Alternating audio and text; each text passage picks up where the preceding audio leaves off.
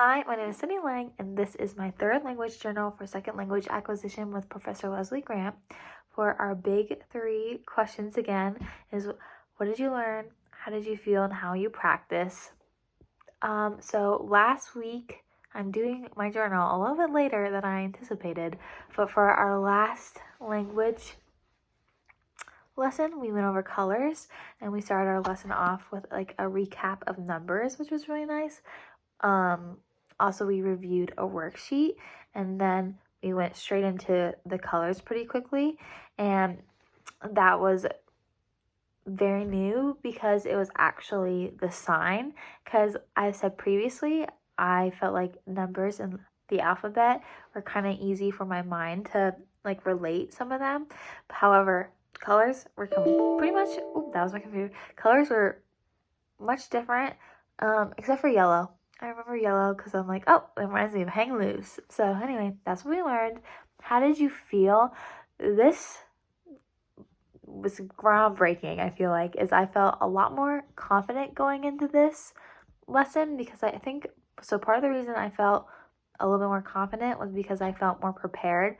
I saw the worksheet, Mia reminded us, and I was like, okay, I'm going to do the worksheet and keep reviewing and practicing. I had a little bit more practice under my belt, so then when we were going through, it was easier to track it all. And then also with our colors, when we transitioned to new work, I felt more confident to take risks a little bit. I was still nervous, but then if I didn't know something, I felt really, really confident to stop and ask questions with Mia and ask her to repeat or go over something. And that made me feel more at ease when I was like, can we just go over this? Or she's like, any questions? How can I help? What do you guys need? What do you think? I was like, I need to go over some of this. And then it was really nice too because I've talked previously in my language journals that like I definitely compare myself to my peers sometimes, and my peers are still going pretty fast. They look pretty good, but one of my classmates was asking questions with me, so it felt good because I was like, okay, I'm asking questions. Does that mean you have questions too? Now that you're following up after me, did I make it a safe place for you to ask questions about language? Because I need help. So, and I need to take this slower because I just have no background at all. So that was a much more uplifting experience.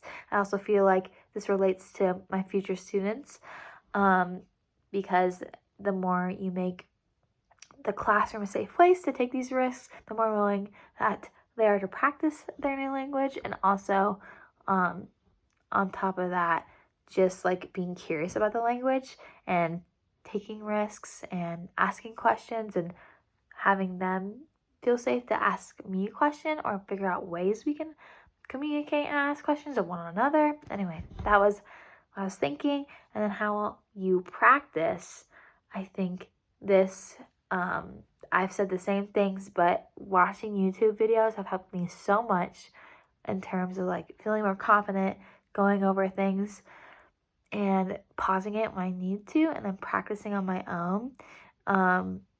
I think someone asked for a recording of the Mia section, and one of my classmates did. So hopefully I can get access to that soon, maybe.